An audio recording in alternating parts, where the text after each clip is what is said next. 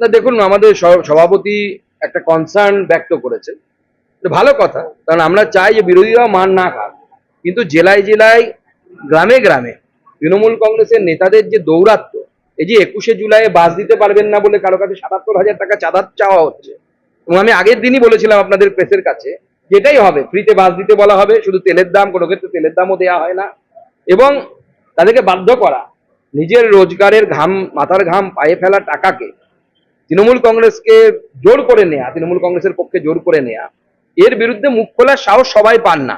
একজন পেয়েছেন, একজন দুজন পেয়েছেন, কিন্তু এটাই বাস্তবিকতা যে তৃণমূল কংগ্রেসের নেতারা নিজের নিজের এলাকায় প্রত্যেকেই এক একজন গব্বর হয়ে গেছে।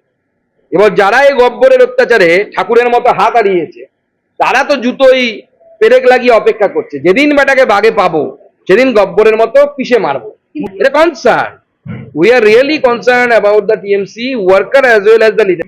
অবশ্যই যারা অপরাধ করেছে, ধরুন মহিলাদেরকে উপর অত্যাচার, তাদের তো কোনো উপায় নেই, রাজ্যপালও বাঁচাতে পারবেন না, তারা আগামী দিনে পুলিশ এনকাউন্টারে যেখানে যাওয়ার সেখানে যাবে। মহিলাদের উপর অত্যাচার থেকে শুরু করে এই ধরনের যারা কাজ করেছেন, অপরাধমূলক কাজ করেছে, তাদের সাথে আমাদের সরকারের মডেল আমরা বিভিন্ন জায়গায় দেখিয়েছি, আমরা সেটা করবো। দেশ বিরোধী কাজ করলে আপনাকে ভুগতে হবে। যে কি মডেল নাম দেবেন আপনারা তখন নাম ঠিক করে নেবেন, অসুবিধা নেই, নাম দেওয়ার জন্য সাংবাদিকদের বুদ্ধির অভাব নেই, আমরা মডেলটা তো স্থাপন করি, আপনারা দেখুন তারপর নাম দেবেন।